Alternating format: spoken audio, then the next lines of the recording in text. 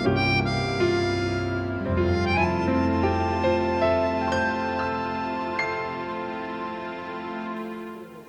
7일 공적 선거 하루 전입니다. 기독교인들이 이 선거에 어떤 기준을 가지고 임해야 할까요? 한 말씀 부탁드립니다. 예, 그 대답하기 전에 봄을 한번 생각해 봐야 될 것 같아요. 봄. 그럼 봄이 되면은 산에는 진달래, 철쭉이 피고 또 도로 옆에는 개나리가 펴서 차가 지나가면 차가 바람에 막 이렇게 손을 흔드는 같은 분위기를 만들고 또 목련이 피고 또 그 벚꽃이 만발하거든요. 그런데 바로 이게 봄에는 꽃이 피고 잎이 돋아나는 것이 봄에 맞는 그런 식물들의 반응인데, 선거철에는 모든 성도들이 투표에 참여해야 됩니다. 이거는 투표는 바로 꽃이거든. 민주주의의 꽃인데 꽃이 피어야 벌나비가 날아오는 거예요. 또 꽃이 핀 후에 벌나비 날아오고 그 다음에 열매가 맺어지는 겁니다. 그래서 투표를 하지 않는 사람은 민주주의에 대한 이해가 없는 사람이에요. 그래서 순간의 선택은 나라를 좌우하고 자신의 평생의 모든 걸 좌우하지요. 왜 선거가 중요하냐 하면, 큰 군함을 바다에 띄워놓았다면 선장이 중요하거든요. 선장이 배의 키를 어떻게 돌리느냐에 따라서는 세월호 같이도 될 수 있고, 또 키를 잘못 돌리면은 바다에 침몰될 수가 있고 또 그렇잖아요. 그래서 선거는 이건 해도 되고 안 해도 되는 게 아니라 모두가 다 해야 되는, 특별히 하나님을 믿는 우리 믿음의 사람들은 나라를 위해서 기도하고 애국하는 그런 마음으로 선거에 꼭 참여해야 됩니다. 그래서 성경에도 보면 행함 없는 믿음은 죽은 믿음이다 그랬잖아요. 선거 참여하지 않으면서 애국 이야기하는 거는, 그거는 나라 사랑하지 않는 것이다 이렇게 보고, 그래서 잘 선택해야 된다 이렇게 보는 거죠. 또 이거 자기 선택을 할 때는 자기에게 유익이 있느냐 그거보다는 나라에 유익하냐, 하나님께 영광이 되냐, 자손 만대까지 우리 후손들에게 뭘 남길 수 있는 철학을 가지고 있는 것이냐 하는 것을 깊이 잘 살피면서 참여하는 것이 굉장히 중요하다라고 생각을 합니다. 그래서 선거를 하루 앞둔 우리들은 많은 생각을 하고 해야 됩니다. 선거를 할 때는 학연, 지연, 혈연이나 어떤 물질에 의해서 좌우되는 것보다는 하나님 마음에 맞는 사람이 누구냐고 하는 걸 깊이 살피고, 또 그 주위에도 다 살펴서 자유와 평화가 이 땅에 뿌리 내리게 하는데 서임받을 수 있는 사람을 선택하는 것이 바로 민족의 장래를 위해서 가장 귀한 것이다 그렇게 생각을 합니다. 선거는 민주주의의 꽃이다. 그리스도인들은 꼭 해야 된다라고 하는 말을 꼭 하고 싶습니다. 최성호 시장에게 바라시는 것들은 어떤 게 있을까요? 투표 결과는 하나님만 아시겠죠. 내일 지나야 알겠지만은, 되시는 분들은 몇 가지를 꼭 염두에 두면 좋겠습니다. 자유가 없는 나라는 불행한 나라거든요. 그리고 우리 아이들을 키울 때에도 친구 잘 사귀라 라고 얘기를 하잖아요. 우리나라가 또 우리가 누구와 동행할 거냐, 자유가 있는 나라와 동행할 거냐, 아니면 그렇지 않은 나라와 동행할 거냐 라고 하는 것을 염두에 깊이 두고, 또 우리가 서울시청 앞에서 막 세계 사람들이 모여서 기호 축제를 한다고 하잖아요. 이것은 우리 민족의 정서하고도 안 맞고 사람으로서의 별로 할 일이 아닌 것 같아요. 그리고 사람의 살아가는 세계관이 창조적 세계관이 있고 그 다음에 진화론의 세계관이 있는데 진화론의 세계관은 바로 너도 짐승 나도 짐승이고 막 그런 거잖아요. 그러나 우리 창조적 세계관을 가지면 사람은 천하보다 귀하고 한 남자는 한 여자와 함께 가정을 이루고 행복하게 살고 생육하고 번성하는 그런 가치관을 가지고 있거든요. 그래서 우리나라도 생육하고 번성하는 그런 나라가 돼야 앞으로 존재하지. 만약에 출산 안 한다, 결혼 안 한다 그러면 우리 대가 지나게 되면 없어져 버린단 말이에요.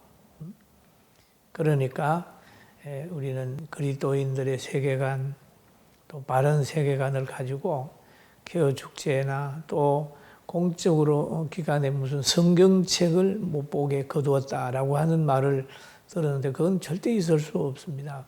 민주주의의 씨는 바로 신앙인데 신앙의 자유가 없는 민주주의는 없어요. 그래서 그거는 옛날 과거처럼 모든 걸 신앙생활하는데 허용을 하고 또 신우의 활동을 돕고 그렇게 하고 교회들을 강하게 단속하면 안 됩니다. 여러분 10% 20% 교계에 분별 없는 분들이 제안을 했지만은 그거를 덥석받아서 정부가 그걸 한다는 자체가 대수의 성도들을 잊어버리는 거거든요. 이럴 때는 오히려 나라에서 마음껏 신앙생활 하시고 기독교 양심, 성도들의 양심을 따라서 철저하게 방역하고 마음껏 예배 드리십시오라고 해야 되지 뭐 10% 해라 몇 프로 해라 이렇게 얘기하면 이미 편견이라고 생각해가지고 마음이 떠나게 될 거예요. 그래서 저는 이번에 서울시장이나 부산시장이 되면 신앙의 자유 염두에 두고 또 소수의 인권을 챙기되 세속적으로 챙기는 것보다는 사람이 마음이 편해야 돼. 평강이 있어야 됩니다. 그 다음에 모든 사람들에게 비전을 주고 차별하지 말고 하는 거 그걸 염두에 뒀으면 좋겠다. 그런 생각을 하고 두 번 중에 누가 되든지 또 두 분이 아니라 보니 여러 분이 나온 것으로 압니다만은 제가 기억되는 거는 몇 분 되지 않아요. 꼭 누가 당선되면 축하를 드리고 제가 얘기한 거 조금 염두에 두셔서 정말 존경받는 시장님이 되기를 간절히 바랍니다. 기간을 드렸습니다. 특별히 성도연과 한기총이 함께 17개 강호시도 연합이 또 협력해서 예배를 드렸는데요. 그 예배가 어떤 의미가 있는지 말씀해 주십시오. 예, 사실 부활절이 되면은 우리가 이런 생각을 해봐요.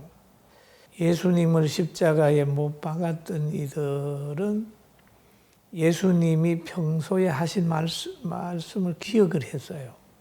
그래서 예수님을 십자가에 달고 또 아리마대 요셉과 니고데모가 그 무덤에 장사했잖아요. 아리마대 요셉 무덤에 장사했는데 장사하고 난 후에 군병들을 보내가지고 3일을 지키잖아요. 그런데 지키면서 하는 말이 그가 평소에 3일 만에 부활한다고 했기 때문에 혹시 무덤에 있는 시체를 가져가서 부활했다고 하면 더 어려운 문제가 생기니까 병사들로 하여금 지키게 했어요. 그래서 돌을 임봉하기까지 했거든요. 그러면 그들은 예수님이 하신 말씀을 기억을 하고 있다는 거거든. 그런데 제자들은 기억을 안 했다는 거예요.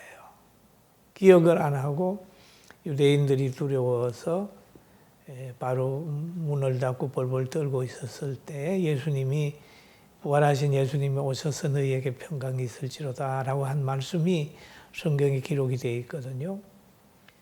사실 이걸 가만히 보면 문을 닫고 벌벌 떨고 있는 제자들처럼 우리가 예배나 기도나 모임이나 감사나 섬김이나 연보나 이 가치를 모르는 거예요. 대단히 중요한데 그걸 모르고 세속의 권력이나 이런 데 눈치 보면서 벌벌벌 떨고 있단 말이에요. 그래서 부활절 예배를 드리는 것도 보면 너무 위축이 되어 있는 것을 보면서 참 이건 아닌데라는 생각이 듭니다. 그러나 또 뭐 코로나 때문에 정부가 염려하니까 우리는 많이 줄여서 예배 드린다라고 하는 마음도 이해는 하지만 그러나 부활에 대한 것을 우리가 너무 잊어버리고 산다. 그 능력을 너무 모르고 사는 것 같아요. 특별히 뭐냐? 교역자들이 그런 부분들이 좀 있어요. 그래서 때로는 안타까운 일도 있죠. 그러나 불교도 부활에 대한 부활절을 안 지키잖아요. 없으니까 부활절 얘기하는 데는 우리 그리스도인들밖에 없거든요. 이게 차별이란 말이에요. 이건 성탄절보다 훨씬 더 우리가 기억해야 될 그런 내용이거든요. 그래서 부활절에 우리 또 한기총하고 한교연이 뭐 통합은 되지 못했지만은 또 이름은 뭐 한기총에서 쓰는 거를 또 꺼리는 사람이 있어서 한기총에서 바르게 하려고 하는 분들 또 공동회장님들하고 같이 한국교회가 하나 되는 모습으로 예배를 드렸죠. 그리고 여기에 또 전국 17개 강력시 또 226개 지방 모든 그 연합회원들이 마음을 같이 해서 지금 부활절 연합 예배를 드렸습니다. 드렸는데 이 모든 사람들이 이제 단합해서 지역마다 기도하고 지역마다 이제 나는 아볼로에게나 게바에게 뭐 그리스도에게 그 소리 안 하고 오직 예수로 하나 되려고 지금 기도하고 있어요. 예수님을 하나 돼. 루터나 웨슬레나 켈빈이나 그 계보를 얘기하는 것보다 성경으로 하나 되자라고 운동이 일어나는데 이번 부활절을 통하여 다시 한번 우리 대한민국이 새로운 시작을 했다 그렇게 봅니다.